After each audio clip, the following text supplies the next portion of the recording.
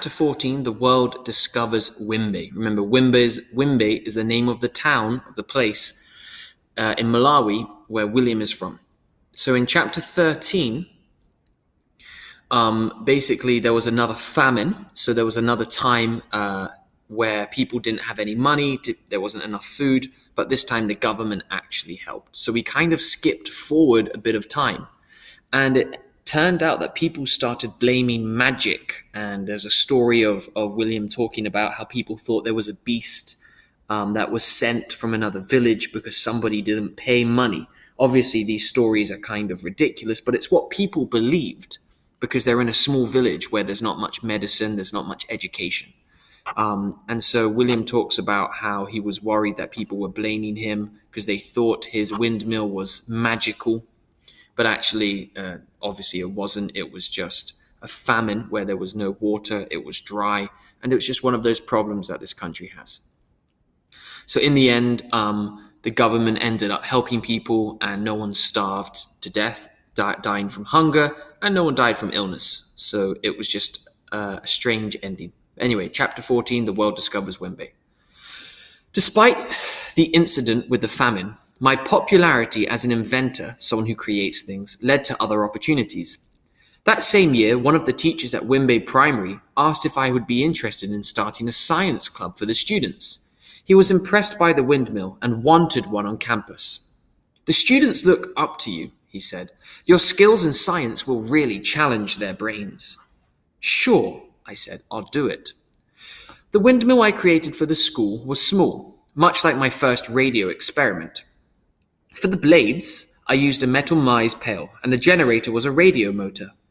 I attached it to a blue gum pole and ran the wires into my old Panasonic 2-battery radio. I did this during recess one morning when all the kids were playing soccer. When I connected the wires and music blasted through the schoolyard, a small riot erupted from all of the excitement, so groups of people so happy with the music. The windmill not only allowed students to listen to music and the news, but they could charge their parents' mobile phones. Each Monday, I explained to them the basics of science and gave some popular examples of simple innovation creations, like how ink was first made by using charcoal. I also demonstrated the cup and string experiment featured in my books to help explain how a telephone works, where you have a cup and you attach it to a string and you can kind of talk through it. I walked them through the steps of how I had built everything using everyday normal materials. "So many things around you are reusable," I told them. "Where others see garbage, I see opportunity." I hoped I was inspiring them in some way, because if I could teach my neighbors how to build windmills, I thought, what else could we build together? "In science, we invent and create," I continued. "We make new things that can benefit our situation. If we can all invent something to make our lives better, we can change Malawi." I later found out that some of the students had been so inspired by the windmill that they had gone home and made toy versions themselves. I imagined what it would be like if all those pinwheels were real. What if every home and shop in Wembe had machines on the rooftops to catch the wind? At night, the entire town would sparkle like a clear sky full of stars. Bringing electricity to my people no longer seemed like a crazy madman's dream.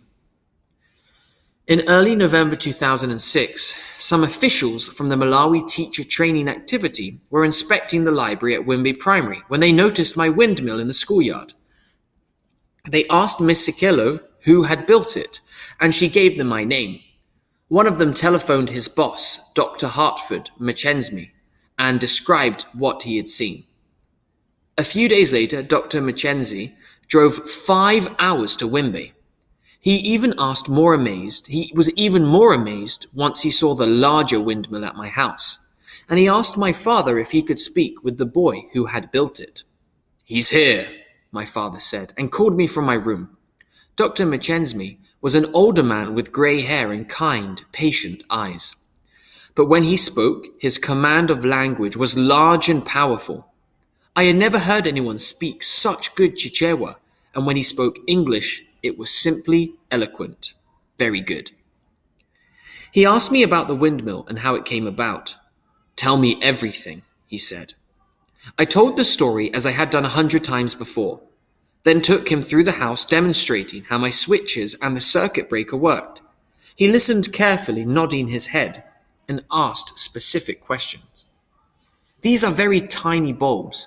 Why aren't you using big ones?" "I can use big ones," I said, "but big lights require more electricity, more voltage. The dynamo is only so strong." "So how far did you go with your education?" "Just the first year in secondary school." "Then how did you know this stuff about voltage and power?" "I've been borrowing books from your library." "Who teaches you this stuff? Who helps you?" "No one," I said. "I've been reading it and doing it alone." Dr. McChesney then went to see my parents. "You have lights in your house because of your son," he said. "What do you think of this?" "We thought he was mad, crazy," my mother said. Dr. McChesney laughed and shook his head. "I want to tell you something," he said. "You may not realize, but your son has done an amazing thing, and this is only the beginning. You're going to see a lot more people coming here to see William Kamkwamba. I have a feeling this boy will go far. I want you to be ready." The visit left me a little confused and very excited. No one had ever asked me such questions before, and no one had ever given that type of interest. Oh, I lost myself. That afternoon, Dr. McChesney returned to his office in Zumba and told his colleagues, his co-workers, what he had seen. "This is fantastic," they said. "The whole world needs to know about this boy." "I agree," said Dr. McChesney, "and I have just the idea." The next week, Dr. McChesney returned to my house with a journalist from Radio 1, a reporter. It was the most famous Everson Masaya, whose voice I had heard for years. He'd come to my house to interview me. "What do you call this thing?" he asked. "I'm calling it electric wind." "But how does it work?" "The blades spin and generate power from the dynamo." "And in the future, what do you want to do with this?" "I want to reach every village in Malawi so people can have lights and water." While we waited for the Radio 1 interview to air, to go on the radio, Dr. McChesney came with even more reporters. These men represented all the great media organizations in Malawi, Mudzwithu and Zodiac radio channels, the Daily Times, The Nation, and Malawi News. They poured out of the car with their cameras and tape recorders and flocked and gathered around the windmill. For 2 hours they moved through the house, elbowing and shoving one another to get the best pictures of my switches and battery system. "You've had your turn, now it's my turn." "Move aside, my newspaper is bigger." Soon our yard was filled with crowds from the trading center who had come to gawk at the famous journalists. "Look, it's Noel Nokubwi from Zodiac," they said. "Finally we see his face, what a handsome man. And he's interviewing William." One of the reporters even climbed my tower and studied the blades and chain system, taking pictures the whole time. "McChesney, this chap is a genius," he shouted. "Yes," he answered, "and this is the problem with our system. We're losing talent like this all the time as a result of poverty, because of the fact there's no money. And when we do send them back to school, it's not a good education. I am bringing you here because I want the world to see what this boy has done, and I want them to help." Like me, Dr. McChesney's father had also been a poor farmer who struggled to feed and give clothes to his family. But he knew the value of an education. At one point, when Dr. McChesney was young, he had volunteered to drop out of school and work so his brothers could go instead. His father refused, saying, "All of my kids will stay in school. I will do whatever it takes." It took nearly 10 years for Dr. McChesney to complete his secondary education. He later earned degrees from universities in Malawi, America, Britain, and South Africa. Before working for the MTTA, he had written many Malawian textbooks, including my own Standard 8 English reader. The day after the journalist came to visit, the interview finally aired on Radio 1. I was behind the house chatting with my aunt when my mother shouted, "William, quick, it's coming on!" My family gathered around the radio, and I heard the announcer say, "A boy in Wembe near Kazungu has made electric wind." When my voice came through the speakers, my sisters began to cheer. If the radio show weren't enough good fortune, the story in the Daily Times newspaper was published the following week with a big headline that said, "School dropout with a streak of genius." A school dropout's when you have to leave school.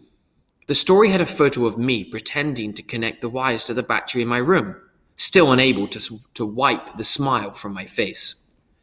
That afternoon, I took the paper to the trading center to show everyone what the crazy madman had done. "We also heard you on the radio," they said.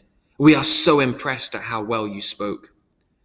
In a way, it took having those reporters come to my house to make our town finally accept my windmill. After the media coverage, so being on the radio, being in the newspaper, the number of visitors to my house increased tenfold, a lot. Shortly after, I started some much-needed improvements on my windmill. I realized the big mango tree behind the latrine was blocking my strongest wind, and I needed to go higher. My father, with the Daily Times story under his arm, was able to convince the manager of the tobacco estate to give me several giant poles, which I used to build a tower that was 36 feet high. Once I moved it away from the mango tree, the speed of my blades doubled, and so did the amount of electricity, the voltage. The day after the Daily Times article ran, a Malawian in Lilongwe named Soyapi Mumba brought the article to his office. Mr. Soyapi worked as a software engineer and coder at Baobab Health Partnership, an American charity organization that was working to computerize Malawi's healthcare system. One of Suyapi's co-workers, a tall American named Mike McKay, liked the article about my windmill so much that he wrote about me on his blog, Hacktivate. The blog entry caught the attention of Emeka Okafor, a famous Nigerian, so Nigeria is another country in Africa, author and blogger, who is also the program director of something called the TED Global Conference. You might have heard of something called the TED Talks. Well, Emeka wanted me to apply to be an official fellow at this conference, and for 3 weeks tried very hard to find me. After harassing and asking the reporters at the paper every day, he finally tracked down Mr. Mackenzie. In mid-December 2006, Dr. McChesney came to my house with the application and paperwork for TED. We sat under the mango tree and he helped me answer a list of questions, plus write a small essay paragraph about my life. When he left, I still had no idea what TED was, though I do now. It means technology, entertainment, and design. And it's an annual meeting where scientists and innovators, so people who create things, inventors, get together and share their big ideas. I wasn't entirely sure what a conference was, or what people did at such things. The application didn't even say where it was held, where this big event was. I suspected Lilongwe, the capital, but I didn't know. I imagined myself walking those busy streets and seeing all sorts of new people. I wondered what clothes I would need to wear, since everything I owned hung from a rope in my bedroom and was covered in red roof dust. Even still, it gave me something to dream about. The following week, Dr. Macchesney called me to say that TED had chosen me. The conference would be held in Arusha, Tanzania, an entirely different country. So Tanzania is near to Malawi. "You'll be honored with other scientists and inventors," he said. "People from all over the world will be there. Perhaps something good can come from it." Wow, Arusha? How long would that bus ride take? And what if I got hungry? I would have to bring plenty of food, perhaps cakes and roasted maize. After all, I had no money. Remember, he's very poor. So for him, an airplane would never seem like something real. "One important thing," he said. "We should book your flight before it fills up." I'm traveling by plane? My God. Yes, and they wish to know if you want a smoking or non-smoking room in the hotel. I'm staying at a hotel? I thought for sure I would be sleeping in one of those guest houses near the boozing dens where poor people stay. Of course you're staying in a hotel, he said. And I have other good news. William, you're going back to school. After visiting my house with the reporters, Dr. McChesney approached the government about accepting me into a school.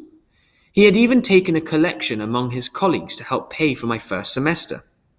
The process had taken months, and finally the Ministry of Education had granted me permission to attend Medici Secondary, a public boarding school an hour from my home. It wasn't one of the science-based schools I wanted and longed to attend. The headmasters at those places weren't willing to accept me on an account of my old age and numbers of years I had been a dropout. So finally he's going to go back to school, but remember he's older now because he couldn't go to school for many years. It's like you being 15 and coming back to 5th grade. However, the headmaster of Medici, Mr. Ron Banda, was so moved and touched by my story that he offered to spend the extra time with me, helping me catch up. I was terribly behind. While Mr. Machismi planned my trip to Arusha, Tanzania, I packed my things and went to school. This was the first time I had ever lived away from home, so he's going to live away from his house so he can go to school. In my suitcase, I packed a toothbrush, toothpaste, flip-flops, a blanket, and all my dirt-streaked clothes. I carried it out through the courtyard and stopped under the mango tree where Joffrey and my parents were waiting. I guess I'll see you soon, I told them. Work hard, my father said. I want you to know we are very proud. Joffrey strapped my suitcase to his bicycle and we rolled it towards the truck shop. Along the way, I said goodbye to Gilbert. We don't have phones, so how will we talk? He asked. It will be very difficult, I said. Maybe I can come visit you there. Oh, Gilbert, that would be great. Please do. I'll miss you, friend. For sure. A pickup truck soon appeared in a cloud of dust. Joffrey waved his hand and flagged down the driver. I'll see you when school ends, he said. When you arrive, find someone with a phone and send me their number. We'll talk this way, and I'll make sure Gilbert is there. That would be good, I said. Take care of my windmill, will you? Let me know how everything that happens. Sure, don't worry. I climbed aboard with the other passengers, found a sack of charcoal for a seat, and we rolled towards Kazungu. Once there, I caught a minibus down the M1 highway to the small town of Medici. The minibus dropped me at a junction on the outskirts of town, where a long road led to the school. I walked a kilometer with my suitcase bouncing behind on the gravel road until I stood outside the gates. In a matter of minutes, I had a dorm room and dorm mates, meal times, and a rigorous schedule of classes. Everything was new and foreign and a little overwhelming. It was a bit difficult, but my God, what a pleasure it was to be learning in a real school. The classrooms in Medici had solid roofs that didn't leak or have water come through, and smooth, unblemished concrete floors. Large windows let in the sunshine, but kept out the cold. I had an actual desk of my own, complete with a pencil holder. During study sessions at night, real fluorescent lights buzzed overhead. Or at least they did when there wasn't a blackout. Science class was held in an actual chemistry lab where the shelves were lined with microscopes, giant coils of high-resistance wire, glass beakers, and old jars of boric acid. If you can't believe it, one of the first lessons in science class was how current passes through an electric bell. I had already applied this idea with my windmill and circuit breaker, but having it explained in scientific terms and in English was like hearing it for the first time. But like every other school in Malawi, Medici relied on the government to survive. Unlike some of the more prestigious, more important boarding schools, it had been forgotten. Most of the equipment in the science lab was old and no longer worked. The chemicals had expired and were dangerous. The microscopes were rusted and scratched. For the electric bell lecture and class, we had no batteries to supply the power. If anyone has an extra one in their rooms, I am happy to demonstrate, the teacher said. No one did, so we used our imaginations. Our dorms, so a dorm is a room where many boys sleep and live. Our dorms were also dirty, and the walls were covered with graffiti. The urinals in the bathroom didn't work, so the new students, namely me, had to clean them every day to keep down the smell. The rooms themselves were so cramped, so small, that we each had to share our bed with another boy. My bedmate was a guy called Kennedy, who never cleaned his socks. Hey man, you need to wash your feet before you come to bed with me, I told him. Sorry, I can't ever tell, he said. I'll wash tomorrow, promise. But he never did. Often I would wake up with his feet touching my mouth. So one person would sleep on one end and the other person would sleep on the other end. So you're kind of sleeping next to someone's foot. And because I was years older than everyone else, some of the students teased me, so made fun of him. They shouted, How many kids did you leave behind at the farm, old man? 2 boys, I said, and 1 more on the way, perhaps next month. He thinks he's funny, they said. He's spending too much time with his cows. One day I decided to end the teasing, the making fun, the bullying, for once and all. I pulled out the newspaper article about my windmill and slapped it down on the table. Here, I said, this is what I was doing. My dorm mates were impressed. Good job, man, they said. No one made fun or bullied or teased me after that. Honestly, it didn't really bother me, because after 5 years of being a dropout, I was happy and grateful to be at school. However, I did become homesick, when you miss your home. And whenever that happened, I would hide away in the school library, where my books filled rows and rows of shelves. I would find a chair and study my lesson books in geography, social studies, biology, and math. I would lose myself in American and African history, and within the colorful maps of the world. No matter how foreign and lonely the world was outside, the books always reminded me of home, sitting under the mango tree. While I attended school at Medici, Dr. Mackenzie was busy making arrangements for Arusha. Remember, he's going to take a plane all the way to Tanzania for this big event. He helped me get a passport and even took a collection for a new white shirt and black trousers. They were the nicest clothes I had ever owned. He also gave me useful travel advice. For instance, on a plane, I would be assigned a seat that was mine and mine only. There was no need to rush and use your elbows like people did on Malawian buses. Also, if the red light was on near the bathroom, that meant it was occupied. And because some passengers became nauseous and sick on their first plane ride, each seat came with a paper bag for vomit. This was good information because I was certain I would need it. In June, I left school and came home to pack. The next morning, a driver appeared to take me to the airport in Lilongwe. Our son is leaving us and traveling by plane, my father told my mother, smiling. That's right, I said, flying like a bird in the sky. I'll be waving as I pass over. We'll be watching for you. You'll see us here. My father then tucked a bag of roasted peanuts in my pocket. They were still warm. That evening, I was so nervous I stayed awake in my hotel room watching soccer on Supersport 3 until the sun came up and it was time to leave.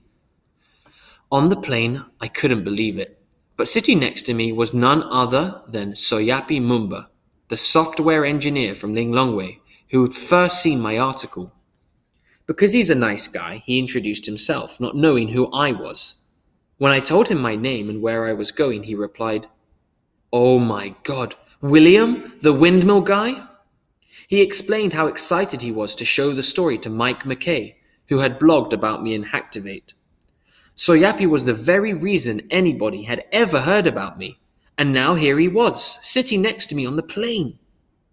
It also happened that Soyapi was a TED fellow himself, being honored for his coding work with Baobab. I was so fortunate to find him, so lucky. As the plane taxied towards the runway, I began to notice the others sitting around me. They looked so well dressed and confident, like they had important things to do, and their busy lives required them to travel in jets across the world. As the plane accelerated and lifted its nose in the air, I pressed my head back against the seat and laughed. I was now one of them too. So this chapter is basically about William being found by some journalists, and they start writing about him in the newspaper. He starts becoming a bit more famous. They invite him to go to a school where he has to live and sleep at the school. And then they also invite him to go to Tanzania, which is a country near to Malawi, so that he can do this big event and talk about his invention.